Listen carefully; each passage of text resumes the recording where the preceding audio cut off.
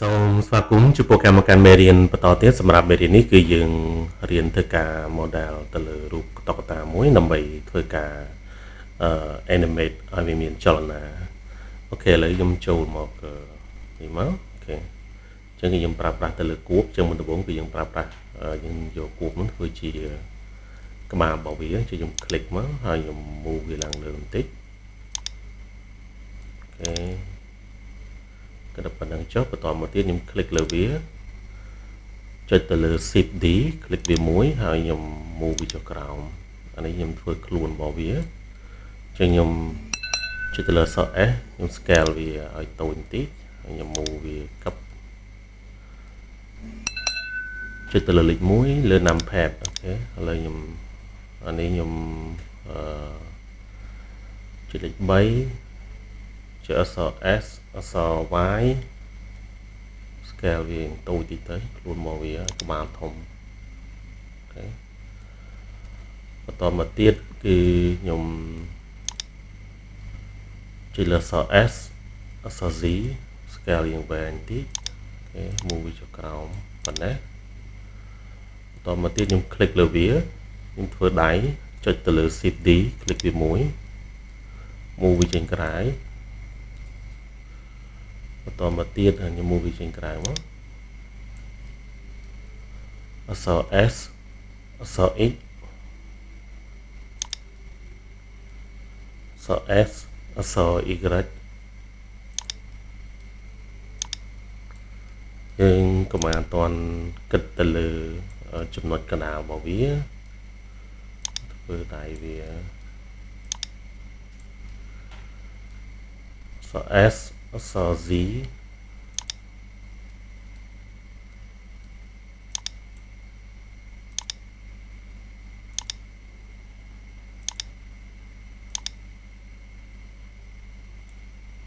move វាឡើងលើតិចមកអូខេតបទៀតយើងធ្វើជើងវាអញ្ចឹងខ្ញុំធ្វើការ click select ទៅលើដៃរបស់វា Shift D click មួយហើយ move វាចុះក្រោម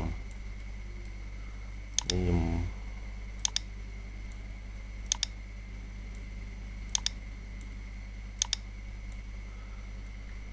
ចុចទៅលើអក្សរ S អក្សរ X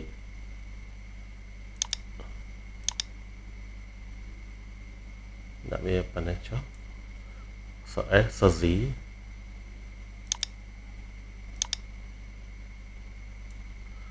ូខេយើងមើលជើងយើងដាក់រាងវែងតិចទៅ S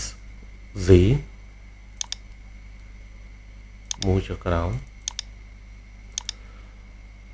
អូខេបន្តមកទៀតគឺខ្ញុំឲ្យវា smooth អញ្ចឹងខ្ញុំ click លើវាមកទីមួយខ្ញុំ click ទៅលើក្បាលរបស់វាហើយខ្ញុំចូលមក modifier click add modifier generate ខ្ញុំយកពាក្យថា bevel អញ្ចឹងខ្ញុំ bevel វាឲ្យវា smooth ដាក់3ទៅអូខេតមកទៀតខ្ញុំ click apply វា right click set smooth ម្ដងទៀតអូខេរួចហើយគឺខ្ញុំចូលមកទី2ខ្លួនរបស់វា add modifier bevel ឥឡូវខ្ញុំដាក់វា3ដែរអូខេ click លើវា right click set smooth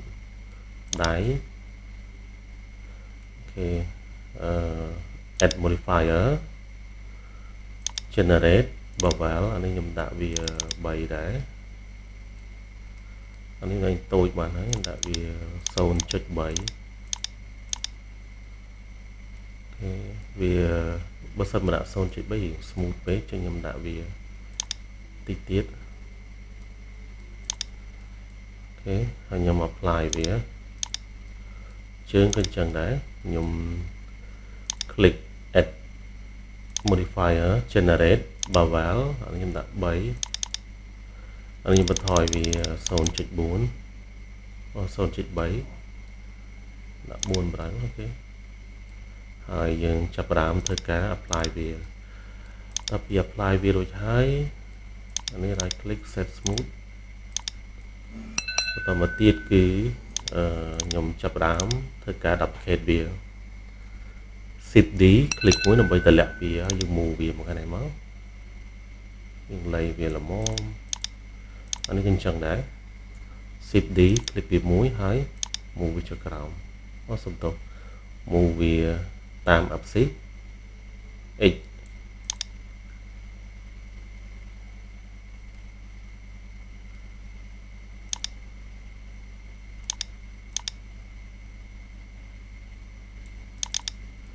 អូខេយើងបានតុក្កតាមួយហើយអានេះគឺដៃវា set smooth គេខ្ញុំ apply on transform ចូល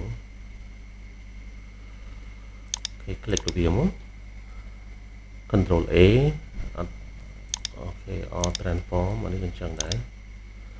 control A on transform តមកទៀតគឺខ្ញុំធ្វើផ្នែកគឺខ្ញុំចុចទៅលើលេខ1លើ numpad មើលវាពីខាងមុខបន្តមកទៀតយើងចូលមក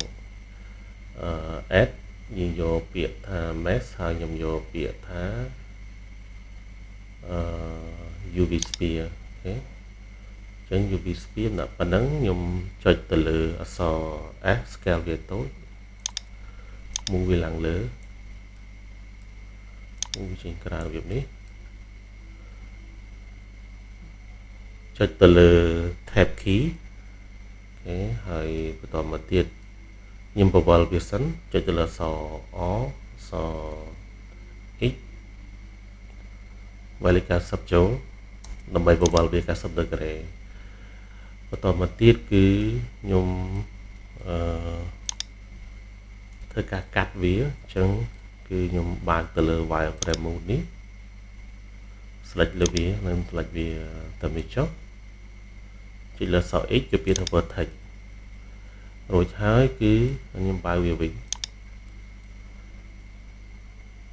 ខ្ញុំចុចទៅលើនេះចូលមក Edge mode ហើយចុចទៅលើ Alt click លើវាចុចទៅលើអក្សរ F key ដើម្បីធ្វើការ fill វាខ្ញុំបិទវាប៉ុណ្ណឹងបន្តមកទៀតគឺខ្ញុំចូលមក object mode វិញខ្ញុំ apply ទៅលើ modifier មួយគឺ subdivision surface ខ្ញុំដាក់វា smooth ទៅប៉ុណ្ណឹងអូខេហើយបន្តមកទៀតខ្ញុំធ្វើការ right click set smooth ចេញខ្ញុំមើលចុចទៅលើ S ខ្ញុំ scale វាតូច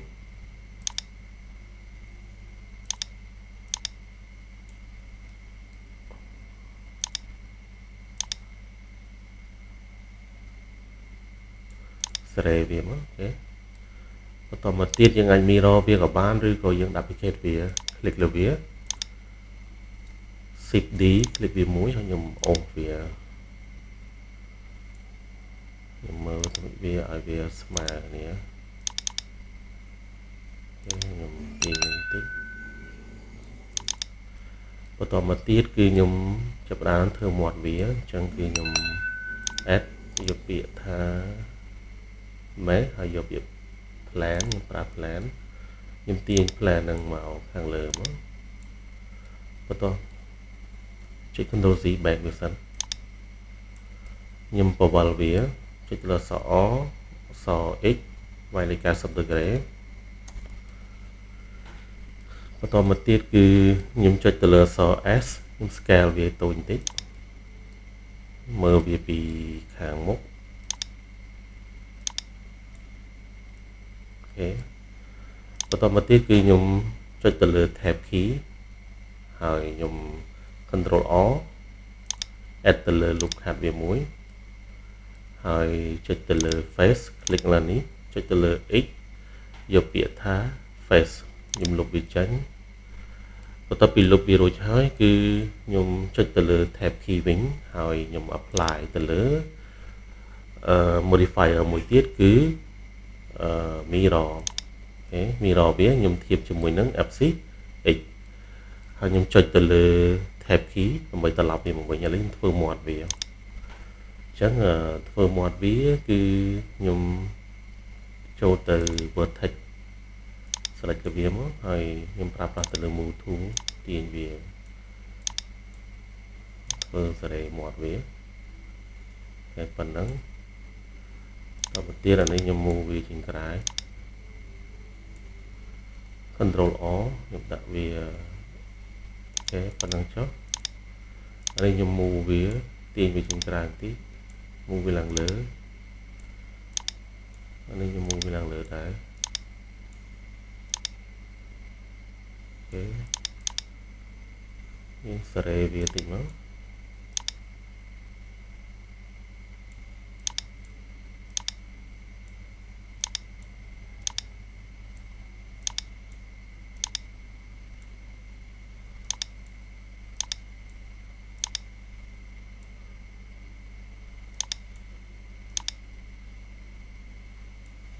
តមកទៀតគឺខ្ញុំ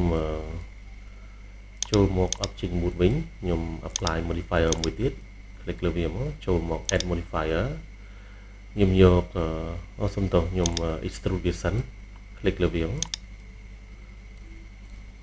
ចូលមក edit mode ចុចទៅលើអក្សរ A select all ចុចអក្សរ E អក្សរ Z អូខេម្ដងទៀតនៅកន្លែងនេះខ្ញុំដាក់ clipping ដើម្បីឲ្យវាជាប់គ្នានេះអានេះហើយនៅនេះវាជាប់គ្នាត្រឹមហ្នឹងបើសិនបើយើងអត់ចុច clipping នេះគឺវាចេញពីគ្នានៅពេលដែលយើង extrude ចុចអក្សរ E អក្សរ Z អូខេនេះឃើញហ្នឹងចុចសុំតម្ដងទៀត E Y បានត្រូវអូខេដាក់វាប៉ុណ្្នឹងចុះហើយក្រាស់បន្តិចមកពេលបានមាត់វាប៉ុណ្្នឹងហើយគឺខ្ញុំចាប់ផ្ដើមធ្វើការ add ទៅលើ loop cut មួយចំនួនដើម្បីឲ្យវា smooth ដើម្បីទៅហើយអានេះខ្ញុំអាច add វាដាក់មួយវាមួយសិន back វាវិញ control អូខេដាក់ប៉ុណ្្នឹងបន្តមកទៀតគឺខ្ញុំសេរីវាអញ្ចឹងគឺខ្ញុំអាចចុចទៅលើ wireframe ហើយ select លើវានេះមកអូខេធ្វើអញ្ចឹងបន្តមកទៀតខ្ញុំបើកវាមក setting មួយវិញមកបន្តមកទៀតគឺអូនេះខ្ញុំដាក់វាញឹកពេកគេអីទេអញ្ចឹងខ្ញុំចូលទៅ add modifier មួយទៀតចូលមក subdivision surface ខ្ញុំទៅឡើងវាកន្លែង viewport នេះខ្ញុំដាក់វា3ទៅវា smooth អូខេហើយបន្តមកទៀតគឺខ្ញុំធ្វើការ right click មកទៀត right click យកពាក្យថា save smooth អូខេប៉ុណ្ណឹងបន្តមកទៀតខ្ញុំចាប់ផ្ដើម move វាចូលមកក្បាលរបស់វាអូខេគឺតែប៉ុណ្ណឹងអញ្ចឹងសម្រាប់មេរៀននេះគឺយើងបានរៀនអំពីរបៀបនៃការ model ទៅលើរូបតុក្កតាមួយអូខេអញ្ចឹងសូមអរគុណសូមជម្រាបលា